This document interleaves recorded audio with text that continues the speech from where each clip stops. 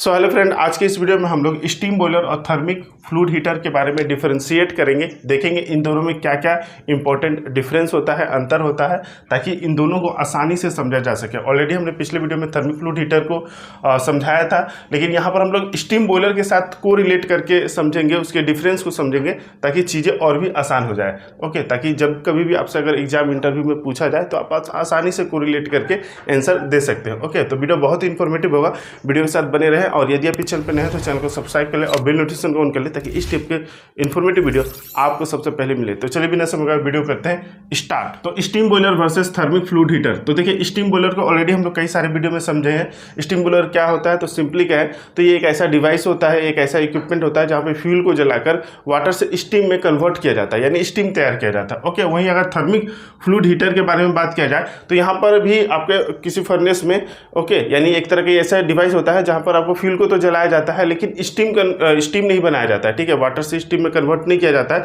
जैसा कि बॉयलर में होता था। यहाँ पर वाटर की जगह एक स्पेशल टाइप का ऑयल यूज किया जाता है, यानी कि तेल यूज किया जाता है, जो कि तेल जो होता है वो इवापोरेट नहीं होता है, वो उसका टेम्परेचर जो है वो इंक्रीज कराया जाता है। ठीक है, वो जैसे एक डिजायर्ड टेम्परेचर तक आ जाएगा तो उसके हीट को किसी प्रोसेस हीटिंग के लिए यूज किया जाता है। ओके, तो उससे हम लोग कहते हैं थर्मिक फ्लूइड हीटर। ओके, बाकी अगर डिटेल में देखना है तो उसका भी जो पिछला वीडियो है थर्मिक फ्लूइड हीटर का, उसका लिंक मैं दे दिया हूँ और प्ले लिस्ट में भी वीडियो है, आप देख लीजिएगा, बहुत इंफॉर्मेटिव वीडियो है। ओके, यहाँ पर हम मेनली जो है डिफरेंस के बारे में हम लोग जो है फोकस करेंगे। ओके, तो ये हो गया आपका स्टीम बॉयलर और थर्मिक फ्लूइड हीटर। अब देखिए इसका डिफरेंस हम लोग देखेंगे तो कितना आसानी से हम लोग अब समझ सकते हैं। ओके, तो देखिए, boiler generate steam for power generation, heating और प्रोसेस एप्लीकेशन। जो बॉयलर में हम लोग जो स्टीम जनरेट किए ना, वो आपका पावर जनरेशन के लिए यूज किया जाता है, साथ में हीटिंग के लिए और प्रोसेस हीटिंग एप्लीकेशन के लिए भी यूज होता है। लेकिन यहाँ पर जो थर्मिक फ्लूइड हीटर में हीट द थर्मिक फ्लूइड, इसमें जो थर्मिक फ्लूइड जो आपका एक तरह का ऑयल यूज किया जाता है, स्पेशल ऑयल, वो आपका पहले उसको हीट किया जाता है, then use for heat transfer to process application, फिर किसी प्रोसेस एप्लीकेशन में उसको हीटिंग के लिए यूज किया जाता है। ओके, नेक्स्ट है heat transfer medium is water and steam. इसमें जो हीट ट्रांसफर मीडियम होता है, यानी जो बॉयलर में हम यूज करते हैं जिसमें हीट ट्रांसफर होता है, जिसको फर्दर यूज किया जाता है, वो जो मीडियम होता है वो होता है वाटर या स्टीम। और इसमें हम लोग थर्मिक फ्लूइड जिसको कहते हैं वो होता है एक तरह का सिंथेटिक या मिनरल ऑयल होता है। ठीक है, ये एक तरह का हीट ट्रांसफर मीडियम होता है थर्मिक फ्लूइड हीटर में। ओके, तो इसमें हम लोग वाटर यूज करते हैं, इसमें हम लोग मिनरल ऑयल या सिंथेटिक ऑयल यूज किया जाता है। नेक्स्ट है स्टीम बॉयलर में आप देखे होंगे कि higher temperature range with higher pressure. इसमें काफ़ी ज़्यादा टेम्परेचर रेंज आपको मिलेगा, लो से लेकर हाई तक मिलेगा, साथ में आपको प्रेशर भी मिलेगा। ओके, लेकिन यहाँ पर आपका लो प्रेशर में या एटमॉस्फेरिक प्रेशर पे ही हाई टेम्परेचर मिलेगा, लगभग 300 डिग्री सेंटीग्रेड तक यहाँ पर टेम्परेचर मिल जाता है। ठीक है, सिर्फ सोचिए लो प्रेशर या एटमॉस्फेरिक प्रेशर जो नॉर्मल 1 बार होता है, तो ये इसका सबसे बड़ा बेनिफिट होता है। और इसी की वजह से थर्मिक फ्लूइड हीटर का ज़्यादातर यूज किया जाता है प्रोसेस हीटिंग के लिए, क्योंकि हमें कम प्रेशर में ही जो है वो हाई टेम्परेचर मिल जाता है, जिसके कारण जो सिस्टम होता है वो कॉम्पैक्ट हो जाता है, इजी हो जाता है। नेक्स्ट डिफरेंस देखिए, हीट ट्रांसफर डन डायरेक्ट और इनडायरेक्ट। इसमें जो हम स्टीम यूज करते हैं, ठीक है, किसी प्रोसेस हीटिंग के लिए, तो उसमें हम डायरेक्टली भी स्टीम का यूज करते हैं या इनडायरेक्टली भी, यानी मिक्स भी हो सकता है, नहीं भी हो सकता है। इसमें आपका हीट ट्रांसफर जो होता है वो इनडायरेक्ट होता है, यानी जब भी ऑयल जाता है तो अपना जो हीट होता है वो किसी के साथ मिक्स होकर नहीं अपना हीट ट्रांसफर करता है, बाकी उसकी लाइन सेपरेट होती है। और जो आपका जो कूलिंग मीडियम होता है, यानी जिसको हीट करना है, उसका अलग होता है। तो इन दोनों में किसी सेपरेट मीडियम के थ्रू आपका हीट जो है वो सेपरेट होता है। मान लीजिए ये एक ऑयल का लाइन है, ठीक है, जो ऑयल हमारा थर्मिक फ्लूइड इससे जो फ्लूइड है वो इसके अंदर बह रहा है, तो ये इसका आउटर सरफेस हो गया। इसके बाहर में कोई एक कूलिंग मीडियम होगा जिसको हीट करना है। ओके, तो वो इसके सराउंडिंग में बहेगा, ठीक है, जाएगा। तो इस तरह से वहाँ पे हीट ट्रांसफर होता है, यानी इसको हम लोग इनडायरेक्ट कहते हैं।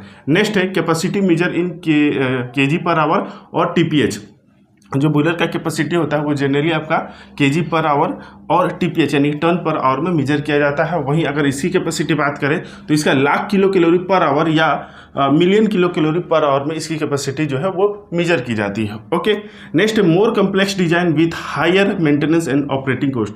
बॉयलर जो होता है स्टीम बॉयलर, उसका डिजाइनिंग देखेंगे तो चूंकि ये हाई प्रेशर के होते हैं, ठीक है, हाई टेम्परेचर हाई प्रेशर के, तो इसकी डिजाइनिंग भी कॉम्प्लेक्स हो जाती है, हायर मेंटेनेंस की जरूरत पड़ती है, और इसको ऑपरेट करने के लिए भी ऑपरेटिंग कॉस्ट जो होता है इसका हाई होता है। लेकिन ये सभी चीज़ें जो होती है वो थर्मिक फ्लूइड हीटर में वो लेस होता है, कम होता है, जिसकी वजह से इसको इजीली यूज किया जाता है। ओके, नेक्स्ट है हाई हीट लॉस। इसमें देखिए हमारा जो स्टीम यूज होता है तो स्टीम में कहीं ना कहीं लीकेज होंगे, कहीं ब्लो डाउन देना होगा, ठीक है। साथ में आपका जो फ्लू गैस लॉसेस होते हैं, तो इसमें कई तरह के लॉसेस होते हैं जिसमें इसका जो हीट लॉस होता है वो काफ़ी ज़्यादा होता है। ओके, इसमें आपका कम होता है, इसमें ऑयल का कोई ड्रेन वरेन करने की ज़रूरत नहीं है, आपका ब्लो डाउन की ज़रूरत नहीं है, स्टीम इसमें यूज होता नहीं है, ठीक है। तो इसमें लॉसेस वगैरह होते हैं ना, काफ़ी कम होते हैं, इसी वजह से इसमें जो हीट लॉस है वो आपका कम देखने को मिलेगा। नेक्स्ट है लेस सेफ। देखिए बॉयलर में ऑलरेडी कई सारे सेफ्टी इक्विपमेंट लगे होते हैं, लेकिन ये हाई प्रेशर और हाई टेम्परेचर होने की वजह से कहीं ना कहीं ये थोड़ा इसके कंपेरिजन में लेस सेफ माना जाता है, ठीक है। वहीं अगर यहाँ पर थर्मिक फ्लूइड हीटर का बात करें तो ये more safe due to low pressure and no steam explosion. अब यहाँ पे स्टीम तो है नहीं, तो स्टीम एक्सप्लोजन होगा नहीं, तो इससे तो एक और सेफ हो जाता है। साथ में लो प्रेशर होता है, तो लो प्रेशर आपका रहेगा तो ऑलरेडी ये आपका ज़्यादा सेफ रहेगा। आप सोच सकते हैं कि अगर कोई मान लीजिए बॉयलर में स्टीम एक्सप्लोजन होता है तो वो कितना ज़्यादा डेंजर होता है, ठीक है, कितना ज़्यादा वहाँ पर हाई प्रेशर होने की वजह से। ओके, स्टेप अगर एफिशिएंसी की बात करें तो इसकी एफिशिएंसी जो बॉयलर की निकल के आती है वो अराउंड 80 से लेके 90% तक आती है। और यहाँ पर चूंकि लॉसेस कम है, ठीक है, हीट लॉसेस कम है, तो यहाँ पर आपका एफिशिएंसी ज़्यादा निकल के आएगी, 90 से लेके 95% तक होती है। नेक्स्ट इसकी एप्लीकेशन के बारे में बात करें कि स्टीम बॉयलर का जो यूज है वो कहाँ पर किया जाता है, तो स्टीम बॉयलर का यूज जो होता है वो it is use in power plant manufacturing process heating system. तो इसके वेरियस एप्लीकेशन है स्टीम का। ज़्यादातर आप देखेंगे कि पावर प्लांट में इसका यूज किया जाता है, पावर जहाँ पे स्टीम को आपका स्टीम को टरबाइन में यूज करके वहाँ से पावर जनरेट किया जाता है। ओके, फिर मैन्युफैक्चरिंग प्लांट में किसी हीटिंग सिस्टम में यूज किया जाता है, लेकिन यहाँ पर आपको पावर प्लांट में नहीं देखने को मिलेगा। यहाँ पर आपका जो एप्लीकेशन है किसी प्रोसेस हीटिंग के लिए, चाहे वो केमिकल प्रोसेस हीटिंग हो, चाहे आपका ऑयल हो, गैस हो, रिफाइनिंग में हो, या फूड प्रोसेसिंग एक्सेट्रा वगैरह हो, ठीक है। तो जहाँ पर हीटिंग प्रोसेस के लिए यूज किया जाता है वहाँ पे आपका थर्मिक फ्लूइड हीटर, और जहाँ पर आपका power generation, manufacturing, process heating, ये सभी के लिए स्टीम यूज किया जाता है।